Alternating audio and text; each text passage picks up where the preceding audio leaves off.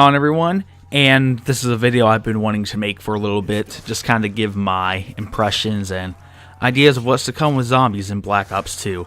I had planned on making this a lot sooner, because it's been like a month since the game's been released, but I was dealing with a partnership, and I just wanted to wait for that. So I decided I got some free time, I'm going to make this video. Quick note, I'm going to be trying something a little different, like commentary-wise than what I'm used to.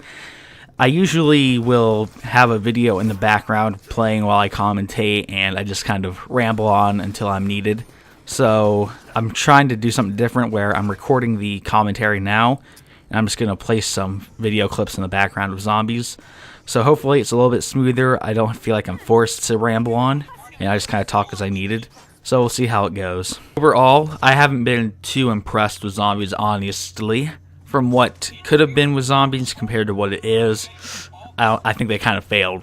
I will say, though, that Treyarch earned the right with their last two games to kind of get a little risky with zombies and try a bunch of new things.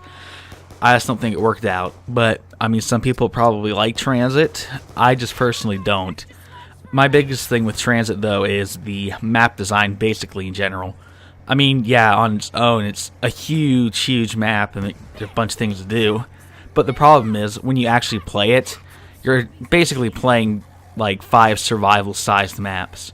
And that's another thing I have with the survival maps, is they're really small. And here's why I feel that the map is so split up. I don't know why Treyarch did it this way, but it's just the way the map plays, because you have a bus, and you have to ride the bus. And without the bus, you're running around in between these small areas in really long paths to these areas. But the problem is you have the denizens, which are the creatures in the middle of the areas, and the fog, so you basically can't see anything. I've had the hardest time navigating to these places. Like, I'll be in the fog, I have no idea where I'm going. I'll run into rocks and hit dead ends, and I just don't know where to turn and where to go. Maybe that's something I have to get used to, but I don't know.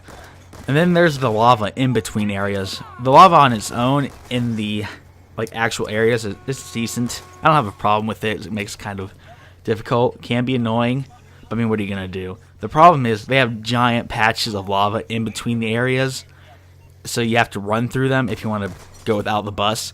The problem is, if you're being ridden by a denizen and you can't see because of the fog, you go down. That's happened to me several times. I'm not pleased. And because of those denizens and fog, that's why it's like the 5 survival map areas. Because if you miss the bus, you're pretty much on your own until the bus comes back around, which I've noticed takes a really long time. I mean, you can speed it up if you're with other players and they get off the bus and back on it real quick. It'll automatically go.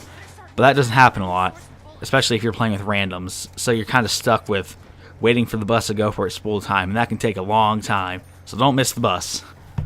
So, overall, my hope for the DLC is, it's fine, they experimented with something new with zombies with Tranzit, but I'm really hoping that for the future DLCs that they'll kind of go back to the conventional zombies where it's one medium to large sized area, and you do whatever you do there.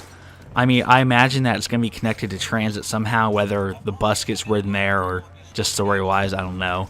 But I'm just kind of hoping that conventional zombie map, where you have everything you need pretty much right in your vicinity. That's a problem I have with town. That's it makes you so mad. You're in town and they don't have wall weapons, so basically you're in town to deposit in the bank, get jug, and go pack a punch. If you need to do any of that stuff and the bus leaves, as I said, you're stuck in the area unless you want to deal with the fog and denizens. Would have been nice to have a wall weapon, so if you're out, you have at least something. It doesn't have to be anything super massive, but just something you can actually pick up with constant ammo. Sadly, that is not the case. Here's what I'm going to say about the Easter egg. I have been watching NGT Zombies do the Easter egg series he's doing, where he'll have a bunch of theories and all that, and that's fine and all, it's fun. But my general idea of the Easter egg is it's done at this point with Tranzit. It was kind of weird, though. I can see why people would keep looking, because from what I saw, I haven't personally done it, but the Easter egg seemed really small, and that it took no time at all to complete. And it seemed like the most difficult part of it was actually navigating the map, which I said previously. So that seemed to be the biggest issue. Just like step-wise, didn't seem like there were many. You knew where everything was. It's all good. Although there may not be anything else to the major Easter egg with Richtofen and Max's, I have no doubt that there are, small things. Like in Der Rice, they had a bunch of radios and all that, which kind of had the backstory. I can see that being in there that people haven't found yet. But just like, as opposed to next step in the Easter egg, I think that's something we gotta wait for DLC. Whether it directly connects to Tranzit or if it's just kind of a continuation like we've seen in previous zombies, I can't say.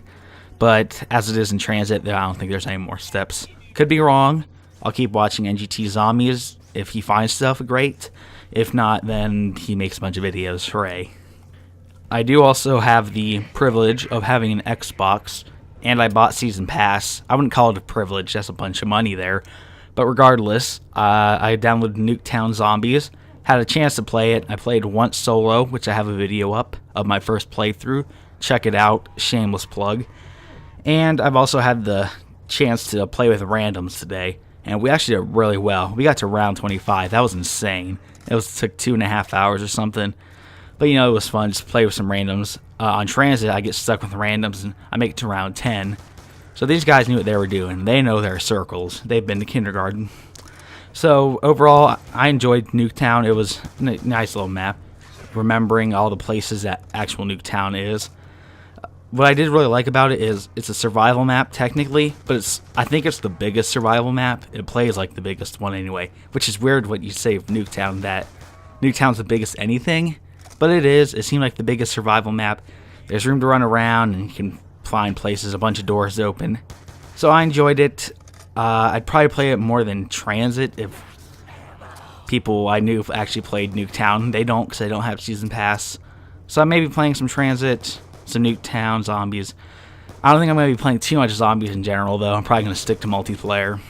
Anyway, thanks for watching. I hope you enjoyed the new editing style where I just ramble on as I need, and I'll put videos in the back. Thanks for watching. Check out my other stuff, and I will see you later. So, goodbye.